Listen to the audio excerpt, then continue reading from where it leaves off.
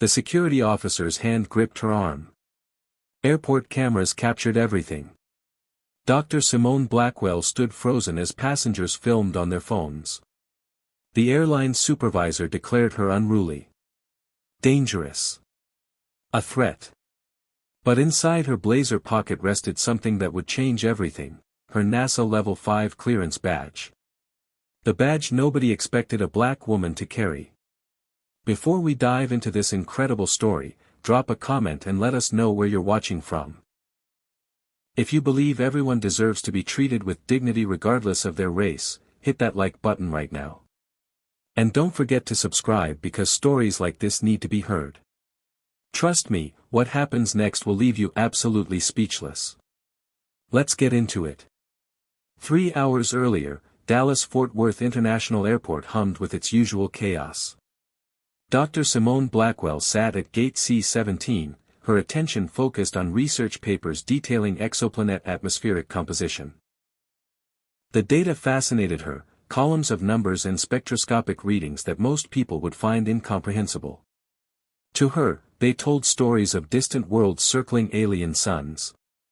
She adjusted her navy blazer, smoothing the fabric across her lap.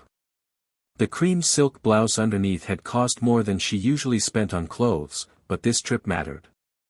This presentation mattered. Johnson Space Center in Houston awaited her. 6 hours from now, she would stand before NASA's top brass and present crucial findings on Mars rover calibration data. The work represented 2 years of her life, countless sleepless nights, and breakthrough discoveries that could reshape how humanity explored the red planet. She had flown this exact route 50 times before. Dallas to Houston. Simple. Routine. Unremarkable. Her eyes drifted from the papers to the gate desk. Karen Hutchinson stood there, a white woman in her mid-40s with blonde hair pulled into a severe bun. Something about Karen's posture seemed rigid, watchful. Simone noticed the way Karen's gaze kept sweeping across the waiting area, pausing each time it landed on her. The attention made Simone's skin prickle with familiar discomfort. She knew that look. Had seen it in department stores, restaurants, faculty lounges. The look that said, "You don't belong here." Simone glanced at her watch. 20 minutes until boarding. She stood, smoothing her blazer again, and approached the desk. Professional smile in place. Polite tone ready. "Excuse me, what time does boarding begin?" Karen's expression shifted instantly. The professional mask she wore for other passengers vanished, replaced by something cold and suspicious. "May I see your ticket?" Simone handed over her phone, boarding pass displayed clearly on the screen. First class. Seat 3A. Karen studied it like a detective examining evidence at a crime scene.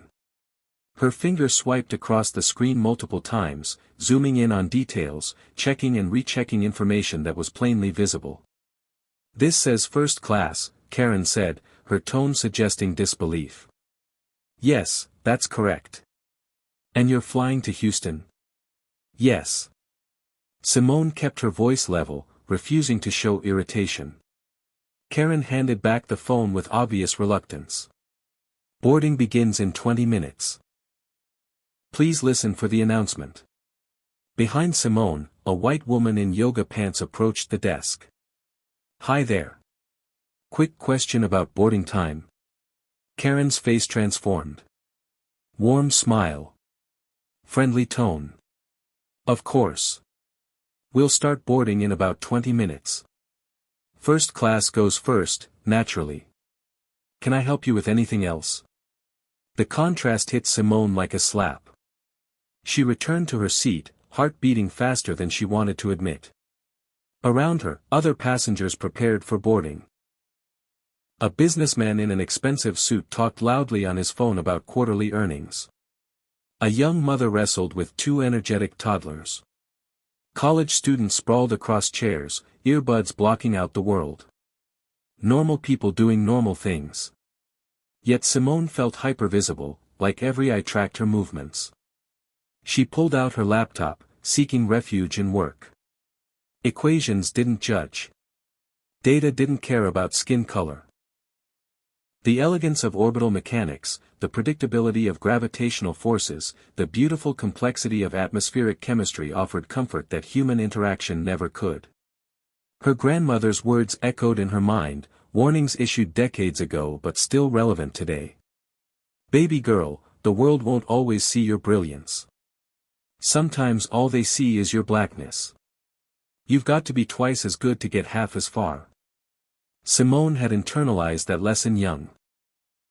Valedictorian in high school. Full scholarship to MIT. Doctorate in astrophysics by 28. Published in Nature, Science, the Astrophysical Journal. Awards, accolades, achievements that should speak for themselves. Yet here she sat, being watched like a criminal for the offense of existing in an airport while black. From the corner of her eye, she saw Karen lean toward another gate agent, whispering urgently. Both women glanced in her direction. The second agent, younger with brown hair, looked uncertain but nodded along. Simone pretended not to notice, eyes fixed on her screen. Inside, exhaustion settled over her like a heavy blanket. Not physical tiredness, but the soul-deep weariness of constantly having to prove her humanity, her competence, her right to occupy space. The overhead speaker crackled to life. Good afternoon, passengers. We'll begin boarding flight 2847 to Houston in just a few moments. We'll start with our first-class passengers and those needing extra time. Simone closed her laptop, gathered her belongings. Her carry-on bag bore the NASA logo prominently on its side, a detail she'd once been proud to display. Now she wondered if it would help or hurt. Would they see the logo and recognize her legitimacy? Or would they assume she'd stolen the bag, bought it at a surplus store, had no real connection to the space agency? The announcement continued. At this time, we invite our first-class passengers and passengers needing additional assistance to begin boarding. Simone stood, joining the small cluster of travelers moving toward the gate. Her ticket qualified her. She belonged in this group. Yet her stomach knotted with anxiety, anticipating conflict she hadn't caused but somehow knew was coming. Karen's hand shot up like a traffic cop halting cars. Ma'am, please wait for your zone to be called. Simone stopped, heat rising in her chest. Around her, other first-class passengers continued forward without interruption. A middle-aged white man in khakis. An elderly white couple holding hands. A young white woman in designer clothes. All passed Karen's checkpoint without question. This is my zone, Simone said calmly. I have a first-class ticket. I need to verify that. Karen held out her hand expectantly. For the second time in 10 minutes, Simone displayed her boarding pass. For the second time, Karen scrutinized it with absurd intensity. The line behind Simone grew longer. Other passengers shifted impatiently, glancing at watches, murmuring to companions. Karen tapped her computer screen, clicked her mouse repeatedly, frowned at the monitor as if it contained encrypted secrets requiring decryption. Derek! Karen called sharply. Can you come here for a moment? A white man in his late 30s appeared from the jetway, supervisor badge clipped to his belt. Derek Mitchell, according to the name tag. He had the confident swagger of someone who'd never been questioned, never been doubted, never had his credentials examined like counterfeit bills. What's the issue? This passenger says she has first class, but I want you to verify before I let her board. Derek took Simone's phone, studying the boarding pass with the same excessive scrutiny Karen had applied. Behind Simone, the elderly white couple who'd breezed past earlier now boarded the plane. The young designer-clad woman followed. The businessman with his loud phone voice. All waved through without a second glance. Only Simone stood trapped in this absurd security theater, her legitimacy questioned for reasons everyone present understood but nobody would name. The ticket appears valid, Derek finally admitted, his tone suggesting disappointment. May I board now? Simone kept her voice steady, professional. Never give them ammunition. Never let them say you were aggressive, hostile, difficult. Derek handed back her phone. No apology.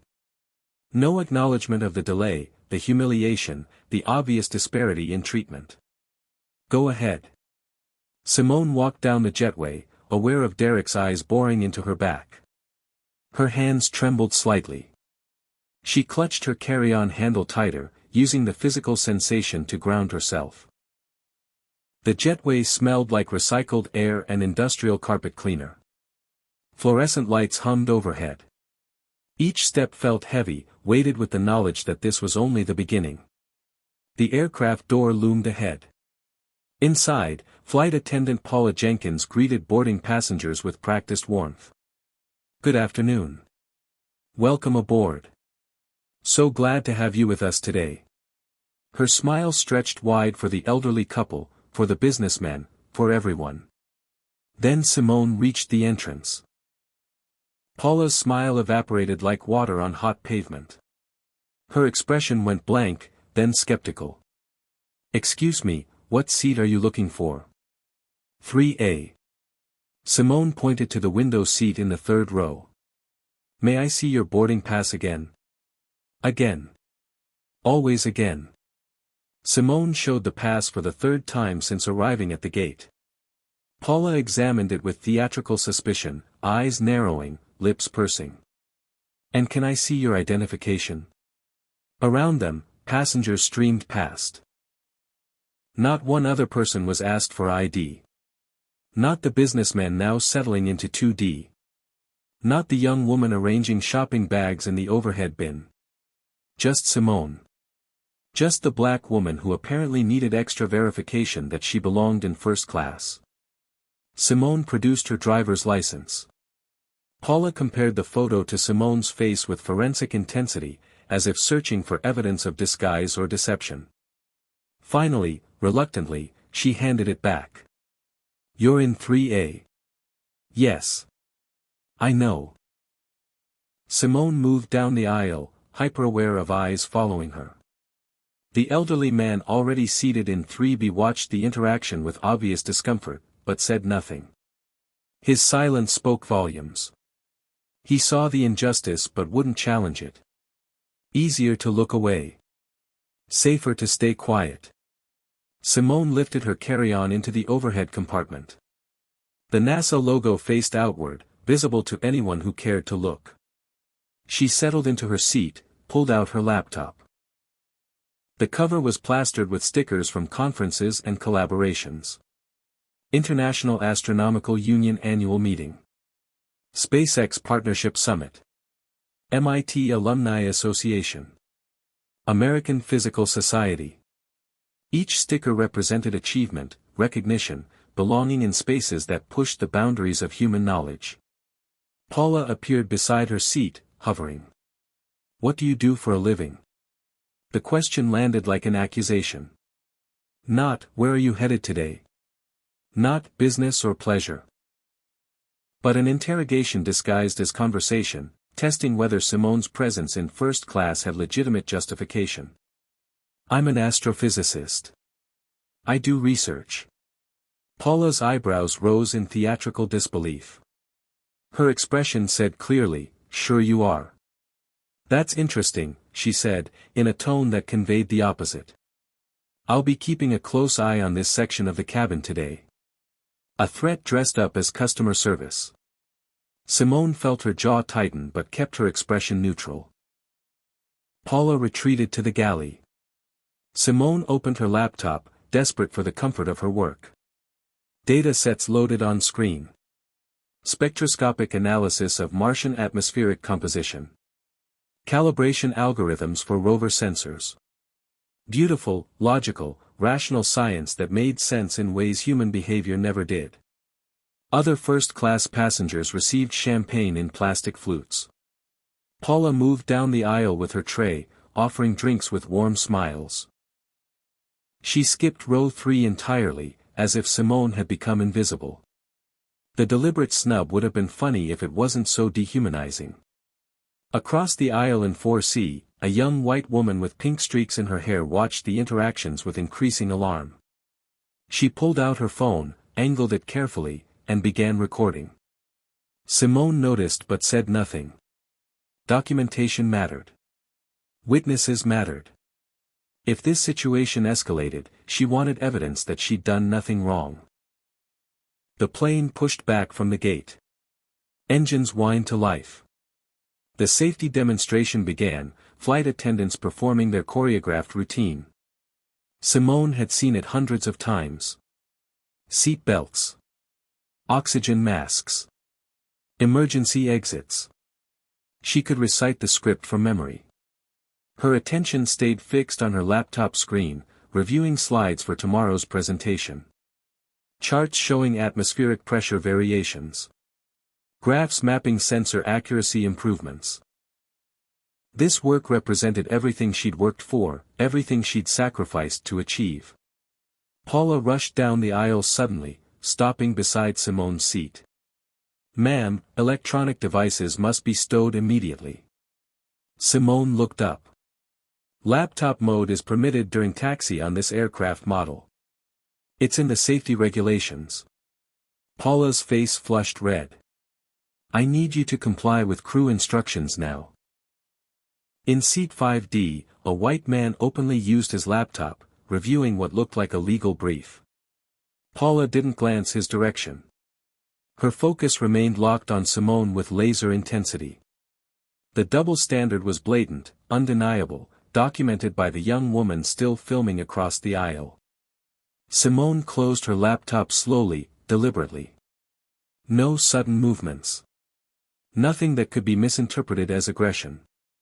She stored the computer in the seat pocket ahead of her. "Is there anything else?" Paula didn't answer. She marched to the galley, grabbed the intercom phone, and spoke urgently in low tones.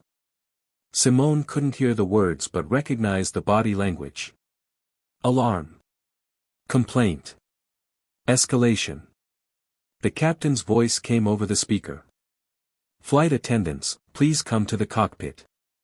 Paula and another attendant, a young Asian man named Michael Chen, disappeared through the cockpit door. Passengers began murmuring, sensing something unusual unfolding. The elderly man in 3B leaned slightly toward Simone. "I'm sorry this is happening to you," he whispered. The acknowledgement surprised her. "Thank you," she whispered back. "It's not right," he continued, still whispering as if afraid to speak at normal volume. "You've been nothing but polite." Yet he wouldn't say it loudly. Wouldn't stand up publicly. His sympathy was private, useless against the institutional machinery now grinding into motion. Simone appreciated the gesture but understood its limitations. Whispered apologies didn't stop injustice. Paula emerged from the cockpit, her expression triumphant in a way that made Simone's stomach drop. Behind Paula came Derek, the gate supervisor who'd verified her ticket earlier. Somehow he was now on the plane, which meant this situation had escalated beyond routine crew concerns. Derek strode directly to row 3. "Ma'am, we've received reports of aggressive behavior." Simone stared at him, genuinely confused. "I've been sitting quietly reading scientific papers. Multiple crew members report you've been uncooperative and hostile." The accusation was so absurd, so disconnected from reality, that Simone almost laughed. But laughter would be misinterpreted. Everything she did would be misinterpreted. "I've complied with every instruction. I closed my laptop when asked, even though another passenger is using his. I've been silent." "What exactly am I being accused of?" "Your attitude constitutes a threat to crew comfort and passenger safety." Around them, passengers began objecting. "She hasn't done anything," called a voice from several rows back. "This is completely wrong," said another. The young woman filming spoke up clearly. "I've recorded everything since boarding. She's been nothing but polite. This is racial profiling." Derek ignored them all. His attention remained fixed on Simone. "Ma'am, I need you to deplane." You're being removed for safety concerns. The words hit like physical blows. Removed. Deplaned. Treated like a threat. Her heart hammered against her ribs. This couldn't be happening. She'd done nothing wrong. Absolutely nothing. On what grounds? I haven't violated any regulations. I've shown every document you've requested. I've followed every instruction. Your attitude toward crew members constitutes a violation of our conduct policy. My attitude? Simone heard her voice rising and forced it back down. Stay calm.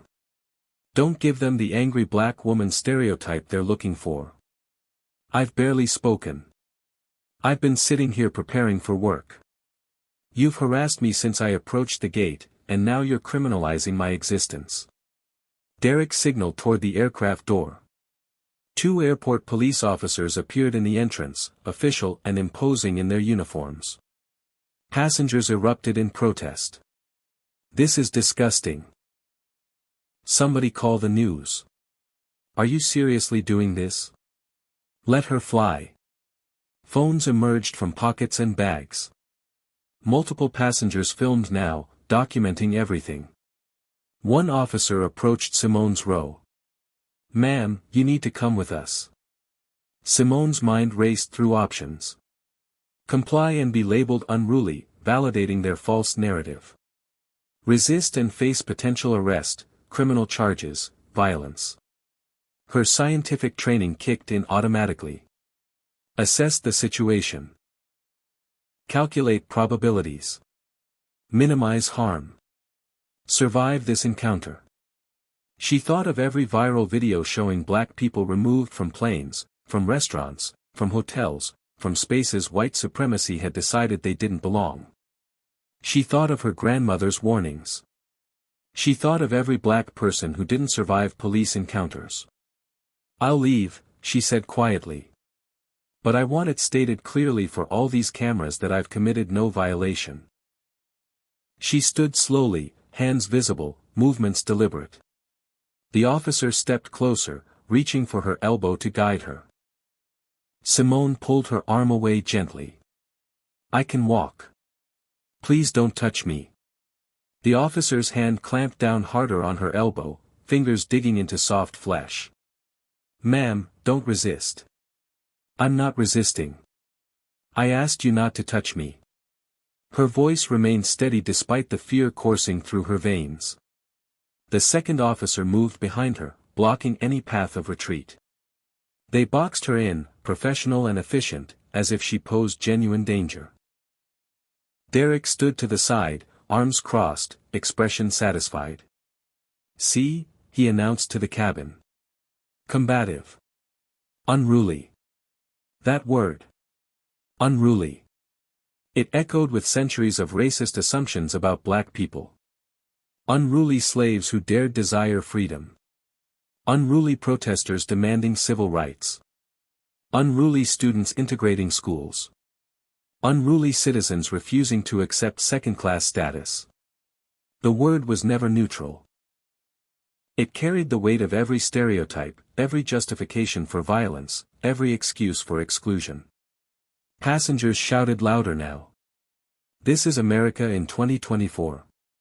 You should be ashamed. She's done nothing wrong. Somebody film everything. The cabin vibrated with collective outrage. Strangers who'd ignored each other moments ago united in witnessing injustice. But their outrage couldn't stop what was happening. Couldn't reverse the officer's grip. Couldn't undo the humiliation. The officers forced Simone up the aisle. Every eye in first class watched her perp walk. Some passengers looked horrified. Others uncomfortable. A few seemed satisfied, as if her removal confirmed their own prejudices about who belonged in premium cabins. Simone held her head high, refusing to let tears fall. Crying would be weakness. Showing emotion would validate their narrative of instability, of threat, of someone too emotional to fly safely. They reached the jetway. The gate area beyond teemed with travelers waiting for other flights. Heads turned. Conversation stopped. Everyone watched the black woman being escorted by police, making assumptions, creating stories to explain what they witnessed. Criminal. Troublemaker. Dangerous. The assumptions radiated from their faces. Derek spoke with an airport security supervisor, a Latina woman in her early 40s named Linda Torres. She listened to Derek's version of events with professional attention, occasionally nodding. Simone waited, flanked by officers, for the chance to speak her truth. The passenger created a significant disturbance, Derek explained, his tone grave. She refused crew instructions multiple times. She demonstrated aggressive posture towards staff members. Her behavior escalated to the point where we deemed her a threat to flight safety. Each sentence was a lie wrapped in official language. Refused instructions. She'd complied with everything. Aggressive posture. She'd sat quietly reading. Threat to safety. She was a scientist reviewing research papers. But Derek spoke with the authority society granted him, and his lies carried weight because of it. Linda turned to Simone. "Ma'am, what's your side of the story?" Finally. A chance to speak. Simone's voice shook with controlled rage. "I committed no violation. From the moment I approached the gate, I was singled out and treated with suspicion. The gate agent made me show my ticket multiple times while waving white passengers through. I was asked for identification on the plane when no one else was. I closed my laptop when instructed, even though other passengers kept theirs open. I've been discriminated against at every step, and now I'm being criminalized for the offense of existing while black." Linda's expression remained neutral. "Do you have identification?" Simone produced her driver's license and credit cards. Linda examined each one carefully. "What brings you to Houston?" "Work. I'm a scientist. I have a crucial presentation tomorrow morning at 9. Derek scoffed audibly. The sound dripped with contempt and disbelief. "Right. A scientist." That sneer crystallized everything. He couldn't imagine a black woman as a scientist. His worldview didn't allow space for black excellence, black achievement, black people in positions of expertise and authority. To him, her claim was obviously false, a lie told by someone trying to seem more important than she was. The assumption was automatic, unconscious, deadly in its impact. More airport security personnel arrived. The situation grew, attracted attention, became a scene. Travelers from nearby gates drifted closer, phones out, filming.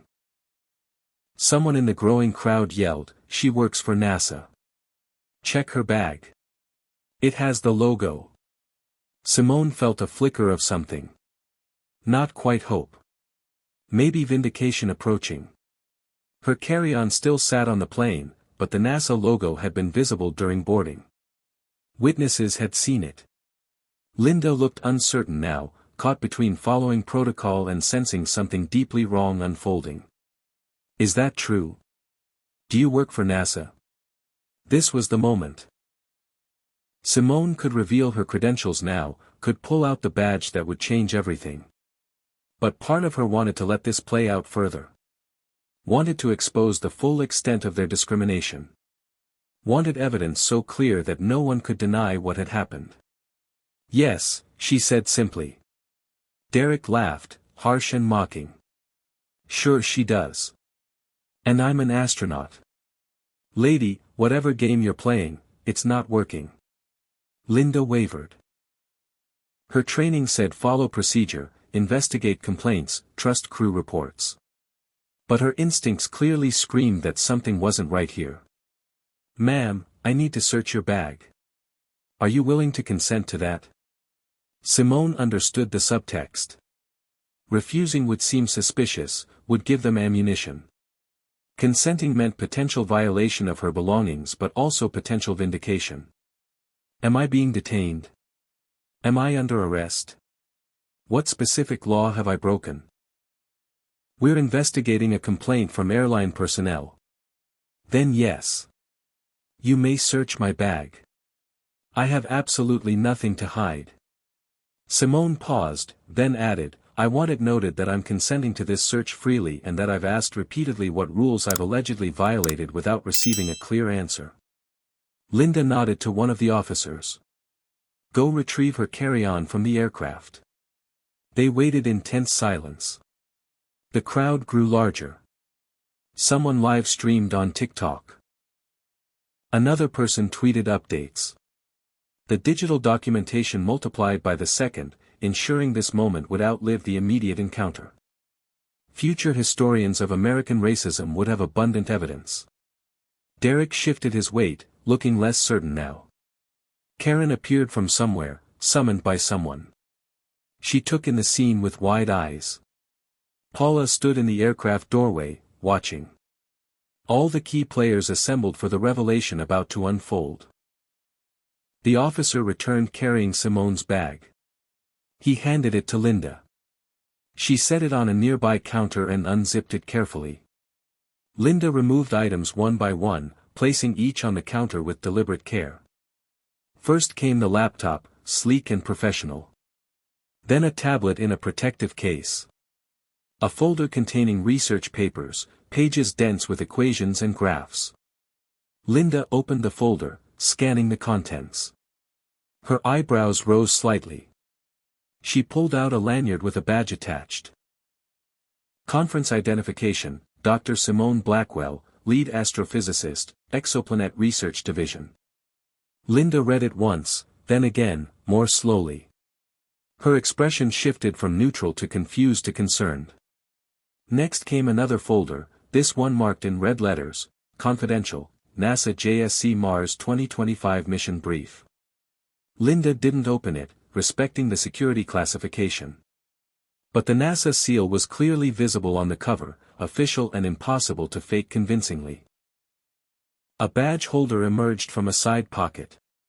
American Astronomical Society Lifetime Achievement Award recipient. The badge listed publications, honors, academic credentials. Linda studied it carefully, holding it up to the light to check for authenticity markers.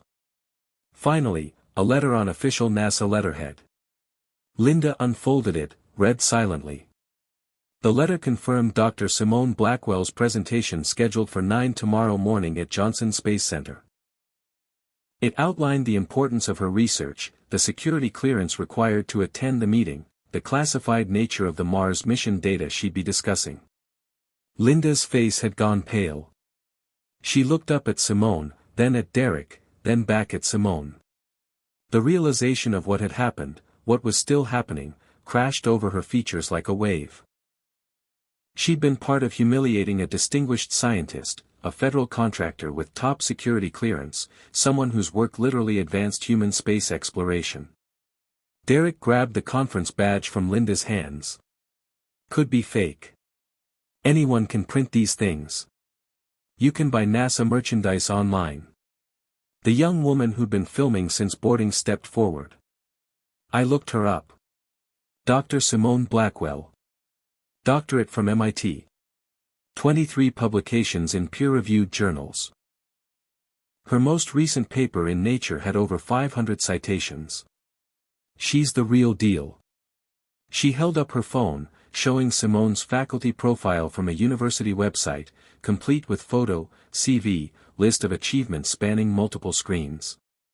Other passengers crowded closer, looking at the evidence spreading across the counter. Someone else pulled up Simone's Google Scholar profile, showing her H-index and publication record. Another found her NASA bio page, official and verified.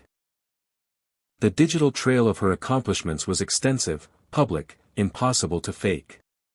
Derek's face drained of color, but he doubled down desperately. Doesn't matter what her job is. Her behavior on the aircraft was unacceptable. She was argumentative, she refused direct instructions, she displayed aggressive body language toward crew members. Lies, someone in the crowd shouted. Others joined in. We saw everything. She was perfectly polite. This is disgusting. The woman with the video pushed forward. I have the entire interaction recorded from the moment she boarded. She did absolutely nothing wrong. Nothing. Your crew profiled her, harassed her, and when she stayed calm and composed, you escalated because you couldn't handle a black woman who wouldn't act subservient. Linda held up her hands, trying to restore order. Dr. Blackwell, do you have any other credentials with you? Here it was. The moment of full revelation. Simone reached slowly into her blazer's inside pocket, moving with deliberate care. Her fingers closed around the lanyard she kept there always, the one that granted her access to facilities most Americans would never see. She pulled it out, letting it dangle in the fluorescent light. A collective gasp rippled through the watching crowd. The badge gleamed with official authenticity. NASA Level 5 security clearance. The highest classification available to civilian contractors. Photo identification matched Simone's face perfectly. Holographic seals caught the light, proving authenticity. Access codes were printed in microtext along the bottom edge. Magnetic strips on the back connected to federal databases. Only a few hundred people in the entire United States held this level of clearance. It granted access to classified research facilities, mission controlled during sensitive operations, satellite data protected by national security protocols. Getting this clearance required FBI background checks, Department of Defense vetting, psychological evaluations, and years of proven reliability. You didn't get this badge by accident or luck. You earned it through exceptional achievement and unquestionable trustworthiness. Linda took the badge with something approaching reverence. She pulled out a security verification device from her belt, the kind airport personnel use to check federal credentials. She scanned the badge's barcode. The device beeped, processing, checking against encrypted databases. Everyone waited. The tension stretched like a rubber band about to snap. The device beeped again. Green light. Display screen showed, clearance verified. Dr. Simone Blackwell. Authorized personnel. Level 5 access granted. Linda's face transformed completely. Shock melted into embarrassment, then hardened into anger. But the anger wasn't directed at Simone anymore. She turned slowly to face Derek, and her expression could have cut glass. You just racially profiled and forcibly removed a federal contractor with top-level security clearance. A distinguished scientist. Someone whose work is classified at the national security level. Derek stammered, we had reports from crew members. We have to take safety concerns seriously. We were just following. Following what? Linda's voice rose. Following your assumptions. Following your prejudices. This woman presented valid credentials at every checkpoint. She complied with every instruction. And you decided she was a threat because of the color of her skin. Simone spoke, her voice like ice cracking. The crew saw a black woman in first class and decided I didn't belong there. That's the beginning and end of this story. Everything else is justification manufactured after the fact. But hold on. Before we see how this unfolds, I need to ask you something. If you think Dr. Blackwell deserves a massive apology and compensation, comment the number 1 right now. If you've ever experienced or witnessed discrimination like this, comment number 1. And while you're down there, make sure you hit that like button because this story needs to reach everyone. Subscribe if you haven't already, because we share stories that matter, stories that expose injustice and celebrate those who fight back. Now, what do you think happens next? Does the airline try to cover this up? Does Dr. Blackwell accept their apologies? Or does she do something that changes everything? Keep watching to find out. An airport police supervisor arrived, uniform crisp, bearing the weight of authority. Captain Raymond Hayes was a black man in his late 50s, his face lined with experience and something that looked like weary recognition. Linda briefed him quickly, showing the credentials, the video evidence, the clear documentation of what had transpired. Captain Hayes examined Simone's NASA badge for a long moment. His jaw tightened, muscles working beneath dark skin. When he looked up, his eyes held barely contained fury. "Dr. Blackwell, I need to understand exactly what occurred here, from your perspective, in your own words." Simone recounted everything. Karen's initial suspicion at the gate. The repeated ticket verifications while white passengers passed through freely. Derek's involvement even before boarding. Paula's hostility on the aircraft. The ID demand. The laptop incident while others used devices unchallenged. The false accusations. The physical removal. Every detail spilled out in chronological order, her scientist's mind organizing information logically, building an irrefutable case. Passengers corroborated her account. The elderly man from 3B stepped forward, shame evident in his posture. "I witnessed all of it. I should have spoken up sooner. I apologize for my cowardice." The young woman with pink streaks pulled up her video footage, clear and damning. It showed everything exactly as Simone described. Paula serving champagne to everyone except Simone. The deliberate targeting. Derek's aggressive approach. The false premise of safety concerns. Captain Hayes watched the video 3 times. With each viewing, his expression grew harder. Finally he turned to Derek. "You falsely accused a federal contractor with top-level security clearance of being a threat to aviation safety. Do you understand the implications of what you've done?" Derek tried to salvage something. The crew felt uncomfortable. "We're trained to trust crew instincts. We have to take those concerns seriously in post-9/11 security environment." The crew felt uncomfortable because of her race. "Let's call this what it is." Captain Hayes didn't raise his voice, but command resonated in every syllable. "I've been in law enforcement for 32 years. I know racial profiling when I see it. This is textbook discrimination, and you involved police officers in enforcing it." Karen rushed up, someone having summoned her from the gate.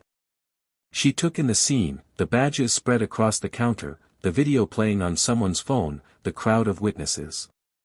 She tried to defend her actions. "We follow protocol for all suspicious behavior. We're trained to watch for indicators of potential problems." "What behavior?" Simone's voice cut through the noise. "Asking a question.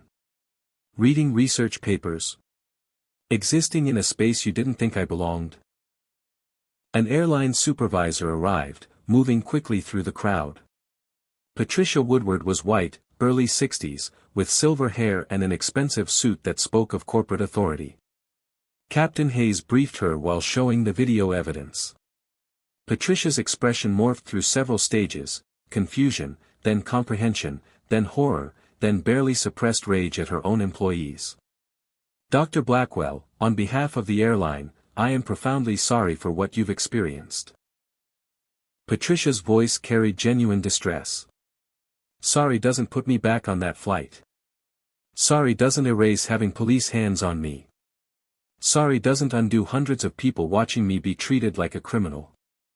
Simone paused, gathering her thoughts. "Sorry doesn't change the fact that this happens every single day to black people who don't have NASA badges to prove their worth." Patricia nodded slowly. "You're absolutely right. We will make this right." "How?" "By sending employees to diversity training they'll resent and ignore. By issuing a statement full of empty promises." "How exactly do you make this right?" Simone wasn't yelling, but her words landed with precision. "We'll investigate thoroughly. There will be consequences for staff involved.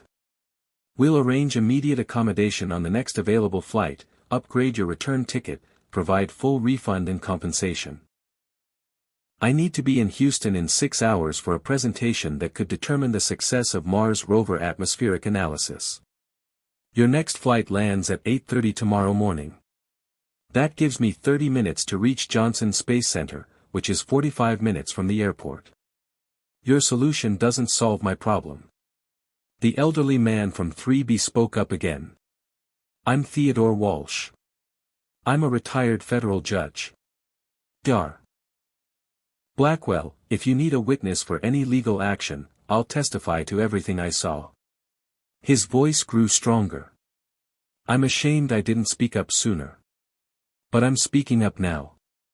Other passengers added their names, offering to provide statements, share their video footage, support her however needed. Strangers united by witnessing injustice, finally finding courage to stand against it. The collective support was touching, but Simone felt the bitterness of knowing it came too late to prevent her humiliation. A young black woman wearing an airport employee uniform stood at the edge of the crowd, tears streaming down her face. She made eye contact with Simone, and in that look passed understanding that needed no words. This could have been her. This could be her someday. Every black person watching understood the randomness of who gets targeted, who escapes, who survives encounters with authorities trained to see threat in melanin. Captain Hayes made a decision. Dr. Blackwell, I can drive you to Houston personally. It's 4 hours. We'd get you there by midnight. You'd have time to rest before your presentation. The offer was kind, generous even. But Simone shook her head. Thank you, Captain Hayes. Truly. But I need to handle this my own way. Patricia jumped in. We can arrange a private charter. Small jet, direct to Houston, can leave within 90 minutes. We'll cover all costs. It's the absolute least we can do. Simone considered. A charter would get her there faster than driving, with more comfort and privacy than a commercial flight. Fine. Arrange it. But this isn't over. Not by a long shot. I understand completely. Patricia turned to Derek and Karen. You're both suspended immediately, effective now. Gather your belongings and leave the terminal. You'll receive formal notice of termination proceedings within 24 hours. Derek's face went red. You can't fire me for following safety protocols. I can and will fire you for racial discrimination. Security will escort you out. Patricia's voice left no room for argument. She made another call, summoning more senior staff. Paula appeared from the aircraft, finally emerging to face consequences. Patricia addressed her with cold fury. You're suspended pending full investigation. Your actions initiated this entire incident. Leave immediately. The crowd watching erupted in applause. Justice, however incomplete, was being served publicly. Phones continued recording, documenting not just the discrimination but also the response, the accountability, the beginning of consequences. Yet Simone felt no triumph. Only exhaustion. Getting bigots fired didn't change the system that hired them, trained them, empowered them. One incident resolved didn't prevent the next 100. She thought about every black person who didn't have credentials impressive enough to force accountability. What happened to them? Who stood up for them? Who even noticed? While arrangements proceeded for Simone's charter flight, the digital world exploded. Video footage hit Twitter within minutes of the confrontation. Instagram stories spread the clips across networks. TikTok users duet the videos with reactions ranging from outrage to weary recognition. Reddit threads dissected every moment. Within 30 minutes, hashtags began trending, hashtag flying while black, hashtag NASA scientist, hashtag justice for Dr. Blackwell, hashtag airline racism. The algorithm god smiled, or perhaps wept. The story achieved what social media strategists call virality. Not the fun kind, with dancing or jokes, but the kind that exposes raw wounds in American society. Millions of people watched a distinguished scientist be treated like a criminal. Millions of people saw the badge reveal, the collective gasp, the moment when assumptions shattered against reality. News outlets picked up the story with stunning speed. Local Houston stations sent crews to both airports. National networks interrupted regular programming. CNN, MSNBC, Fox News, all covered it from their particular angles. The story had everything: racial injustice, a sympathetic victim with unimpeachable credentials, dramatic video evidence, and a reveal that played like a movie climax. Reporters descended on Dallas-Fort Worth International Airport like locusts. Patricia tried desperately to control the narrative, issuing statements about commitment to diversity, promises of investigation, assurances this didn't represent company values. But the videos told a different story. Company values were exactly what the videos represented: the assumption that black people didn't belong in first class, that their credentials must be fake, that their very presence constituted threat. Derek and Karen were escorted from the terminal by security, phones shoved in their faces, questions shouted. Neither had any comment. Paula left through a side entrance, hoping to avoid cameras. She failed. Every moment was captured, archived, immortalized in digital amber. Captain Raymond Hayes approached Simone while she waited for charter arrangements. "Dr. Blackwell, reporters are requesting interviews. No pressure, but if you want to speak publicly, now's the moment." Simone considered.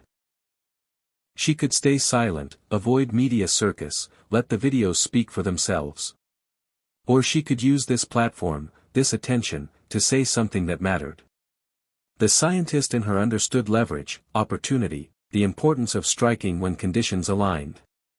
"I'll speak," she decided. They set up in a quiet corner of the terminal, away from the main crowds but accessible to news crews. Simone stood before a cluster of microphones, cameras, phones, all pointed at her like weapons or witnesses, depending on perspective. She straightened her blazer, squared her shoulders, and met the lenses with steady eyes. A reporter from a major network asked the first question. "Dr. Blackwell, can you tell us in your own words what happened today?" Simone spoke clearly, calmly, with the precision of someone used to presenting complex information to diverse audiences. "What happened today isn't about one gate agent or one flight attendant or one supervisor. It's about a system that looks at black excellence and sees impossibility. They couldn't comprehend that I belong in first class because they couldn't see past my skin color." She paused, letting that sink in. "I have a doctorate from MIT, one of the most prestigious universities in the world. I've published groundbreaking research in top-tier scientific journals. I work on Mars missions, analyzing data that could reshape humanity's understanding of planetary atmospheres. I hold security clearance that fewer than 300 civilians possess. And none of that mattered. All they saw was a black woman who must have made a mistake, must be lying, must be a threat." Another reporter: "What do you want to see happen now?" "I want people to ask themselves a question. How many black people are removed from flights, from hotels, from stores, from spaces white supremacy has decided they don't belong, who don't have NASA badges to prove their worth? What happens to them? Where's the justice for people whose credentials aren't impressive enough to force accountability?" Simone's voice grew more passionate. "This is about every black professional told they don't fit the image of success. Every black parent traveling with children and treated like a threat. Every black person who makes themselves smaller, quieter, more accommodating just to survive a flight, a meeting, a transaction in public space. How many of us shrink ourselves because we know that existing boldly while black can be dangerous? How many times do we swallow indignity, accept microaggressions, smile through discrimination because we're just trying to get where we need to go?" She looked directly into the cameras. "I'm tired. Every black person in America is tired. Tired of proving we belong. Tired of having our credentials questioned. Tired of being seen as threat instead of human. We shouldn't need NASA badges to be treated with basic dignity." The interview clip went immediately viral. More viral than the original videos, if such a thing was possible. Simone's eloquence, her controlled fury, her ability to connect individual experience to systemic injustice resonated across demographics.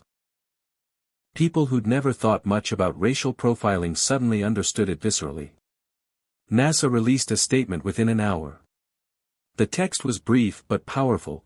Dr. Simone Blackwell is a valued member of our team and a brilliant scientist whose research advances humanity's space exploration capabilities. The treatment she received is completely unacceptable and contradicts everything NASA stands for. We stand with Dr. Blackwell fully and unequivocally. The statement came with the NASA administrator's personal signature, lending institutional weight. It wasn't just HR boilerplate. It was the space agency publicly declaring allegiance to one of its own, making clear that an attack on her was an attack on them.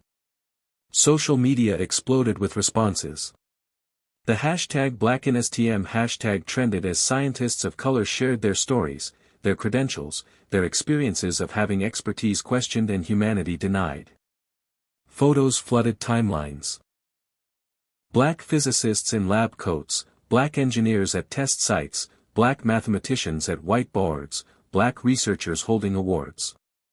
Each photo captioned with some variation of, "We are here. We belong. We always have." The airline stock price dropped 3% in after-hours trading. Shareholders noticed when brand reputation took hits this severe. Congressional representatives tweeted about investigating systemic discrimination in aviation. The NAACP announced formal complaints to federal authorities. Civil rights organizations saw an opportunity to push for real policy changes. Simone's phone vibrated constantly. Texts from colleagues expressing support. Emails from former professors. Messages from NASA administrators. Calls from journalists. Friend requests from strangers. Marriage proposals from weirdos. The full spectrum of internet attention. Her mother called. "Baby, I saw the news. Are you okay?"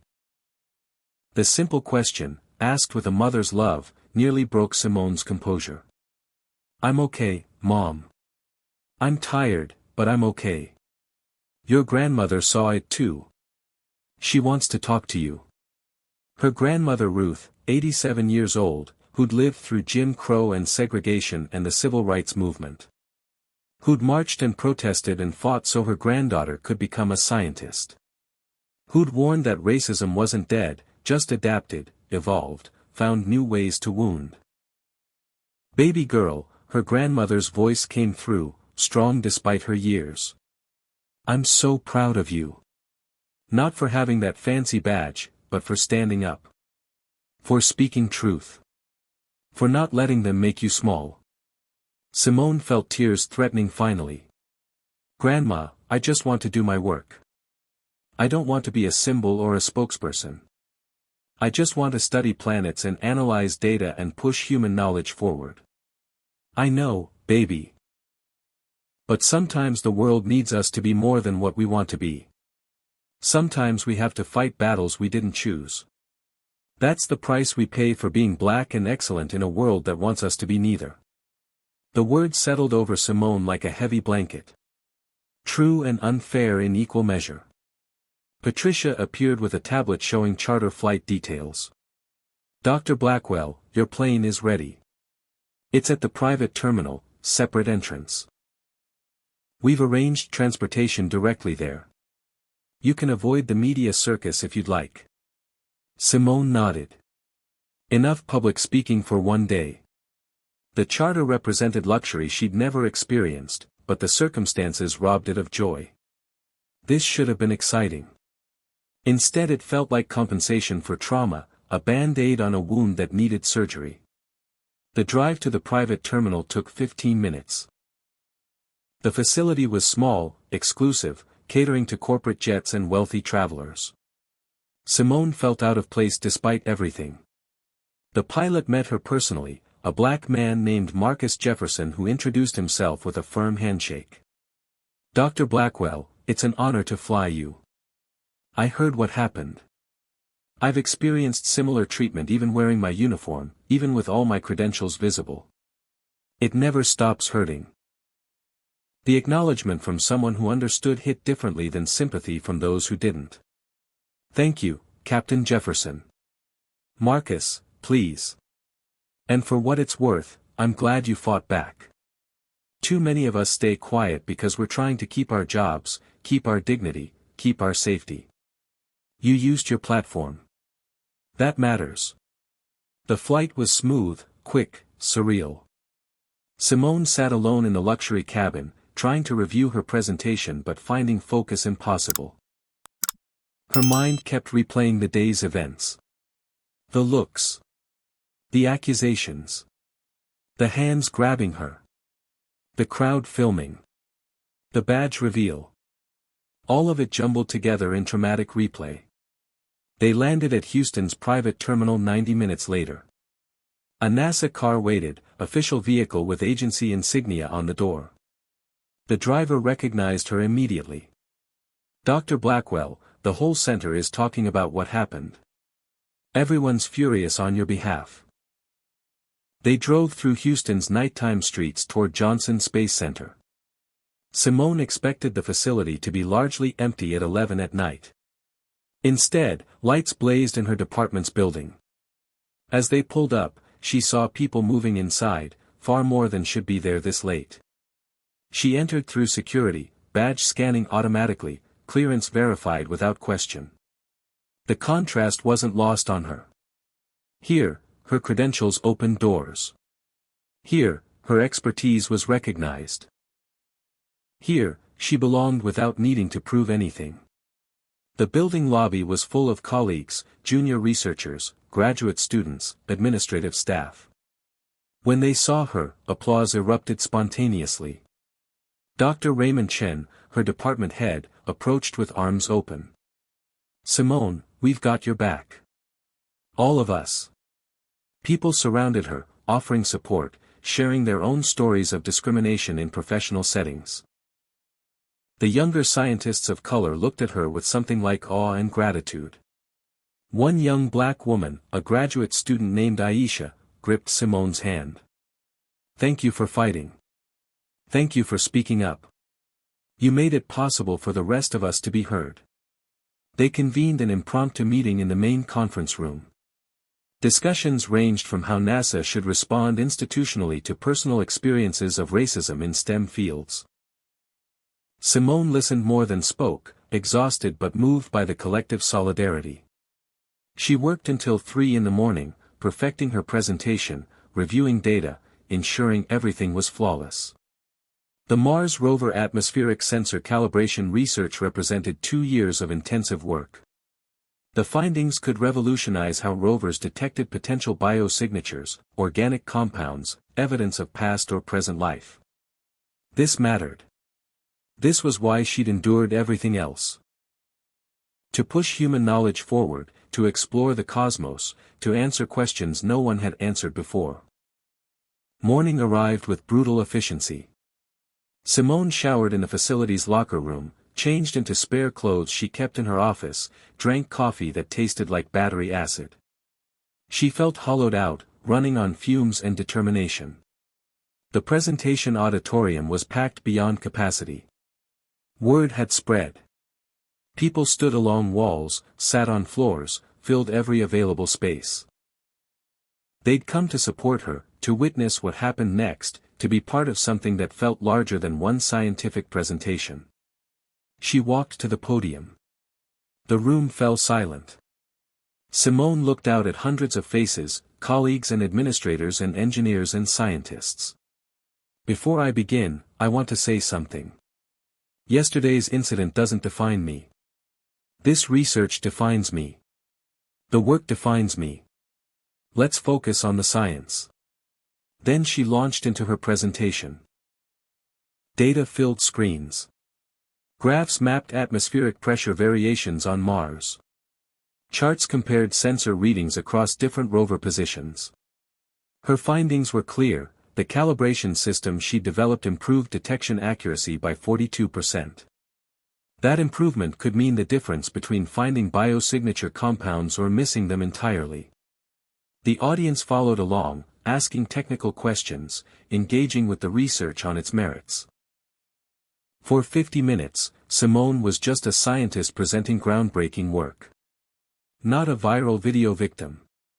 Not a symbol of racial injustice. Just Dr. Blackwell, doing what she did best. When she concluded, the standing ovation lasted 3 minutes.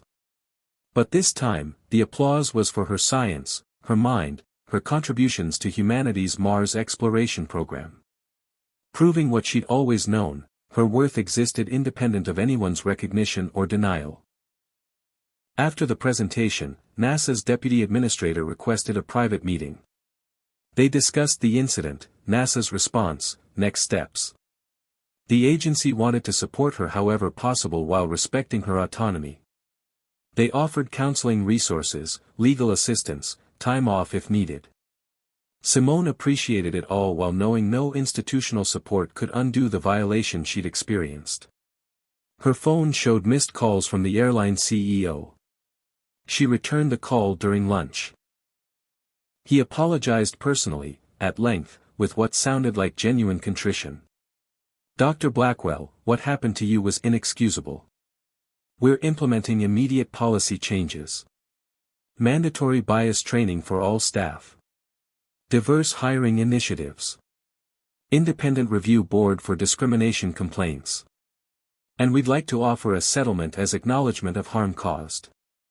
Simone's voice stayed level. "I don't want hush money. I want structural change. Name your terms." Public Accountability Report. Not some vague press release. Detailed documentation of what happened, what policies failed, what you're changing and how you'll measure success. A scholarship fund for students of color pursuing aviation careers, because representation matters. Third-party monitoring of discrimination complaints for the next 5 years, with findings made public. And no non-disclosure agreement. I keep my right to speak about this whenever and however I choose. Silence on the other end. She'd asked for things that would cost the company money and reputation. Finally, agreed. All of it. I'll have legal draft documents reflecting these commitments. One more thing. Derek, Karen, and Paula are fired permanently, with cause documented in their employment records. They don't get to move to another airline and do this to someone else. Already done. All 3 were terminated this morning. Simone felt no satisfaction. Firing individuals didn't fix systems. But it was something. A consequence. A message that actions had costs. Over the following days, the ripple effects continued. Multiple airlines announced policy reviews. The FAA released new guidelines on passenger profiling. Congressional hearings were scheduled. The NAACP filed formal complaints with the Department of Transportation. Lawyers contacted Simone about class action suits on behalf of other passengers wrongfully removed from flights.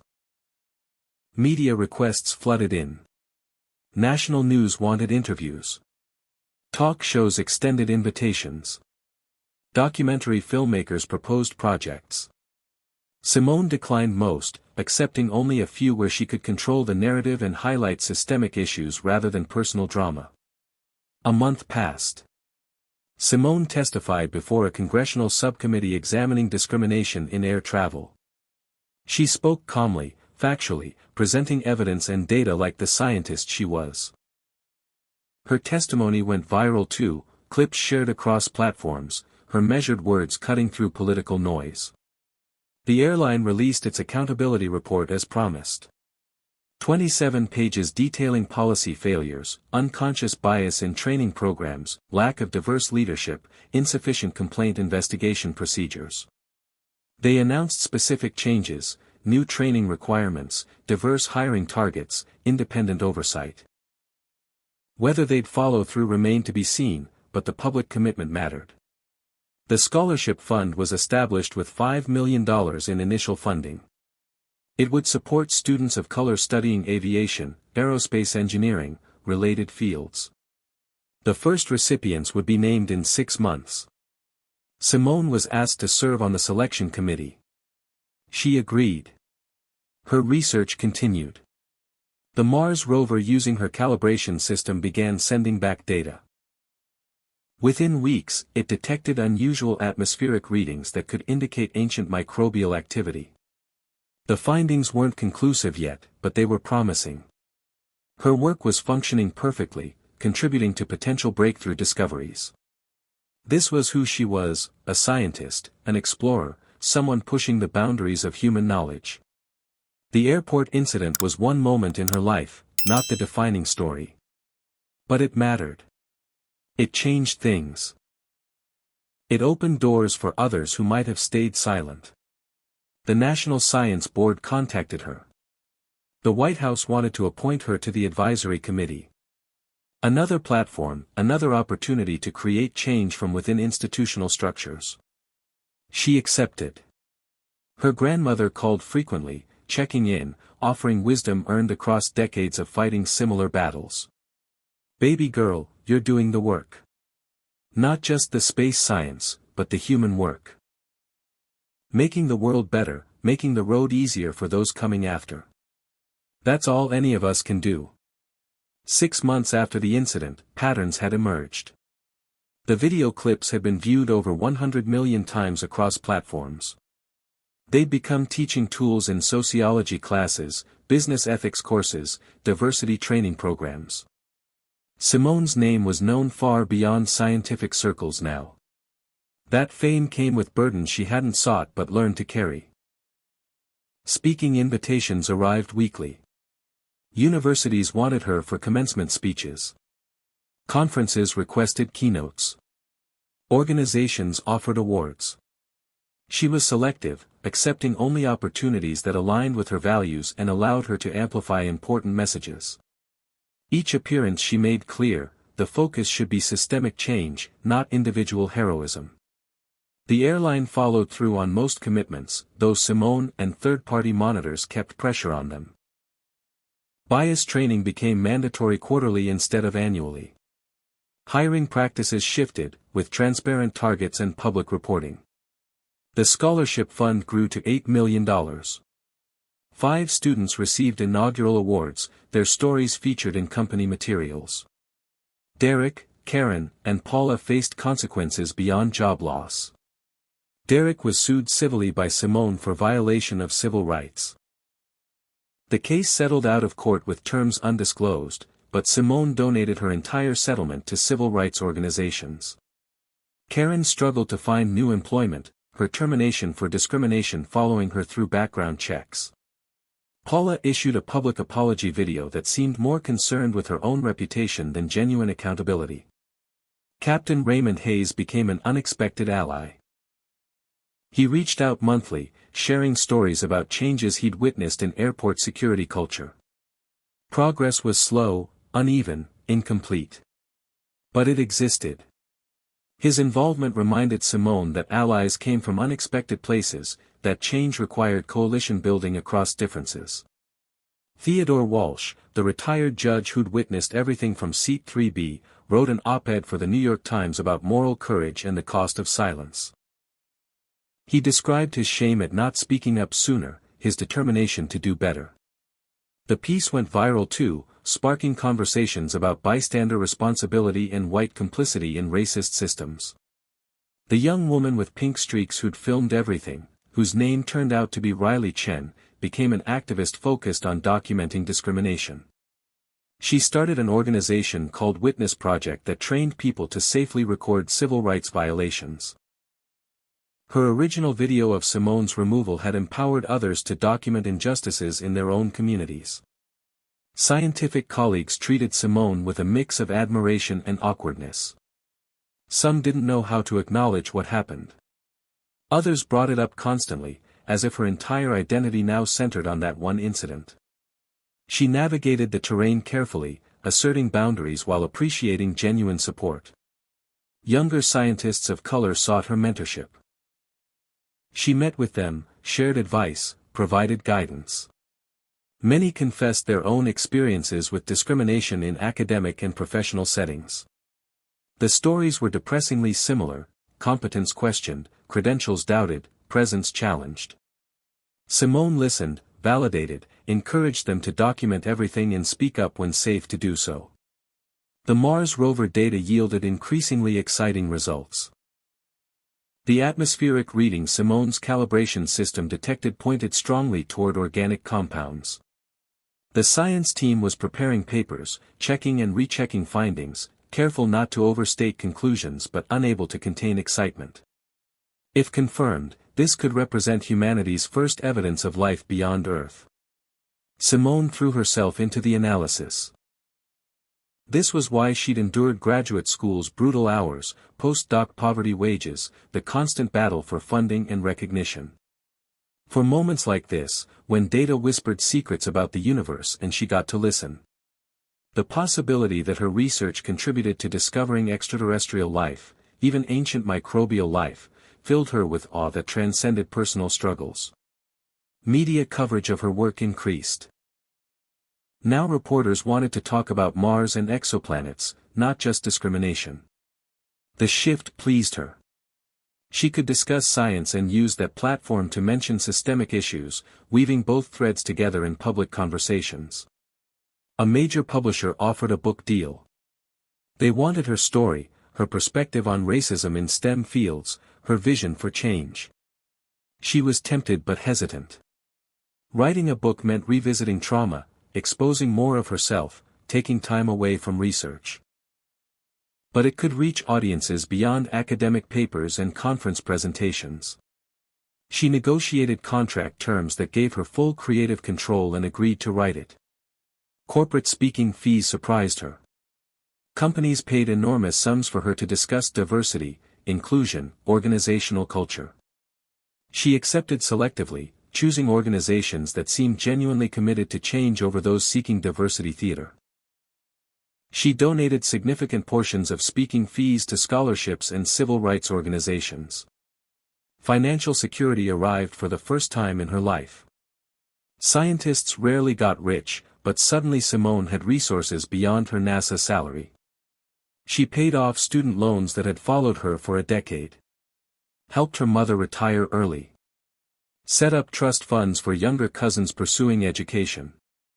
Used money as a tool for collective uplift, remembering where she came from. But comfort came with complicated feelings. She'd achieved platform and resources through trauma. Would have preferred earning recognition solely through scientific achievement. The airport incident had amplified her voice, but at a cost to her sense of safety and privacy that no amount of money could restore. Therapy helped. She found a therapist who specialized in racial trauma, who understood the specific wounds inflicted by discrimination. Sessions gave her space to process anger, grief, violation. To acknowledge that surviving the incident didn't mean it hadn't harmed her. To recognize healing as ongoing work, not a destination reached and finished. The anniversary of the incident approached. Media wanted retrospectives. Simone declined most requests but agreed to one interview with a journalist she trusted. They discussed what had changed and what hadn't, progress made and distance remaining. The reporter asked if she'd fly that airline again. Simone paused before answering. I fly them regularly now. Deliberately. Because I won't let fear win. Because every time I board without incident is a small victory. Because visibility matters.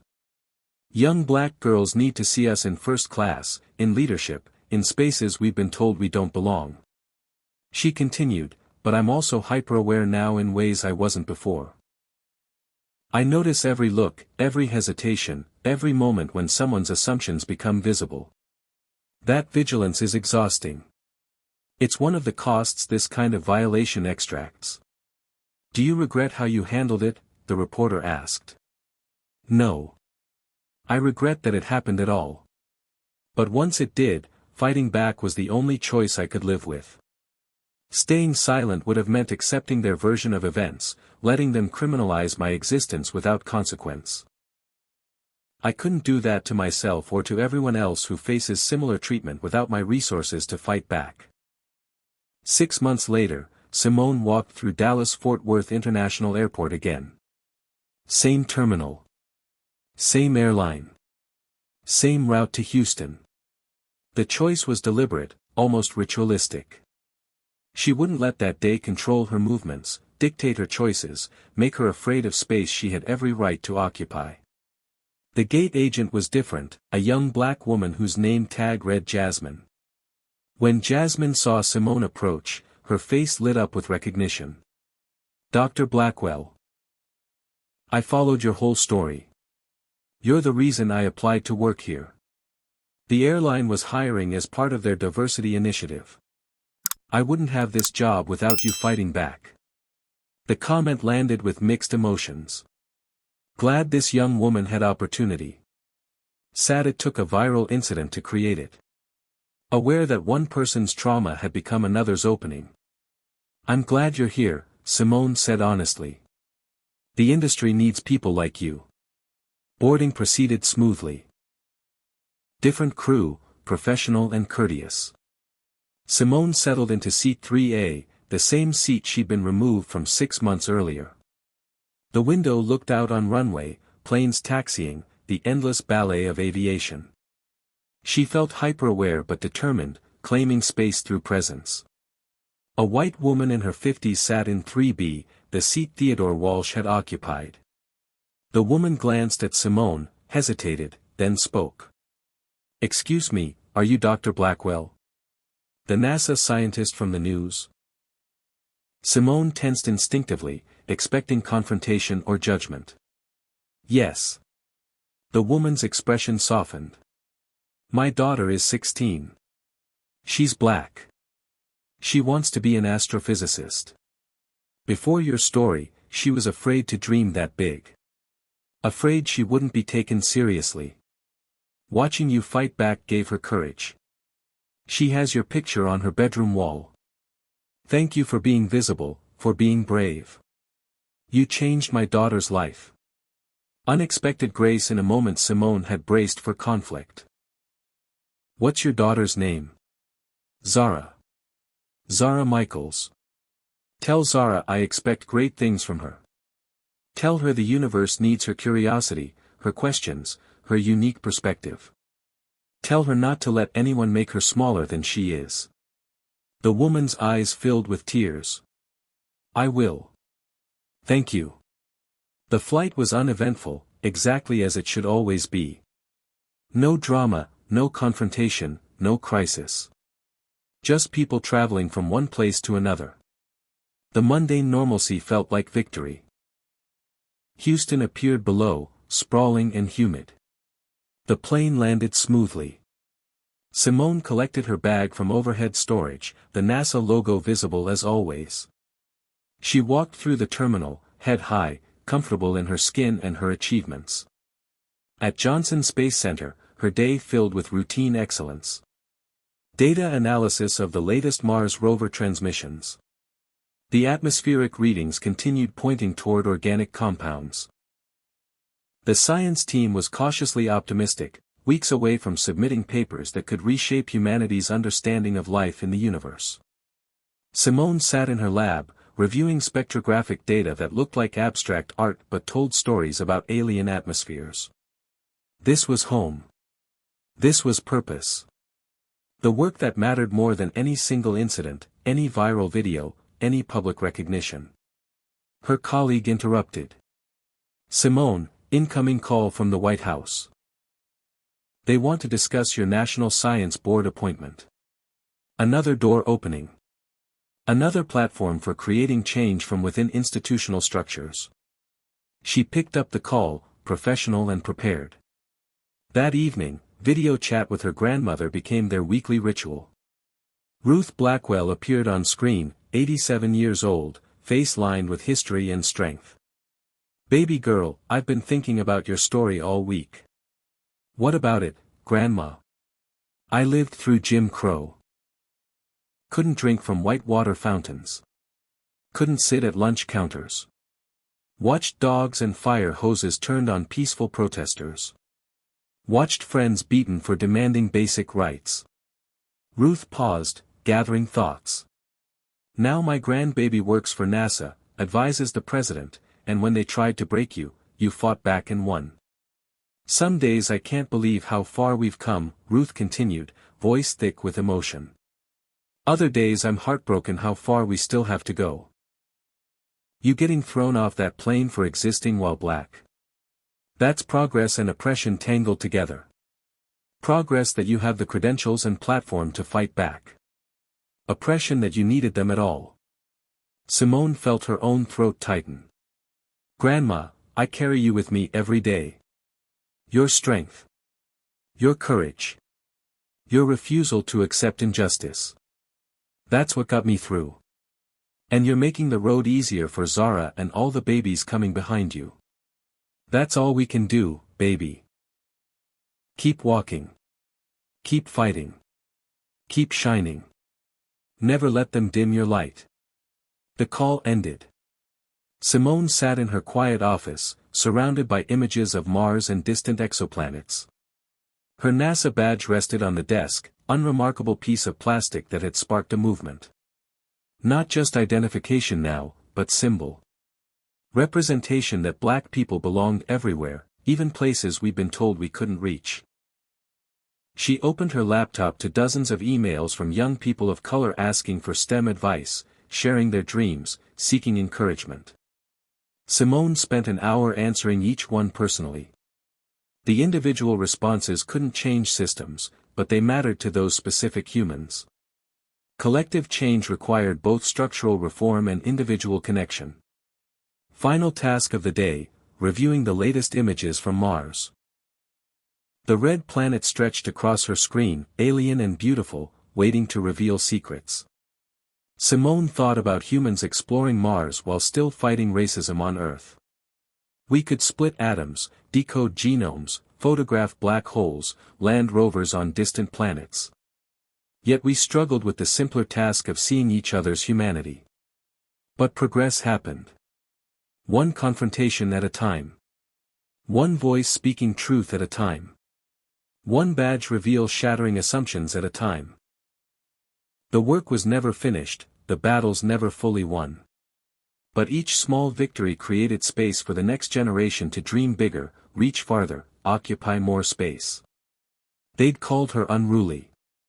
Maybe they were right.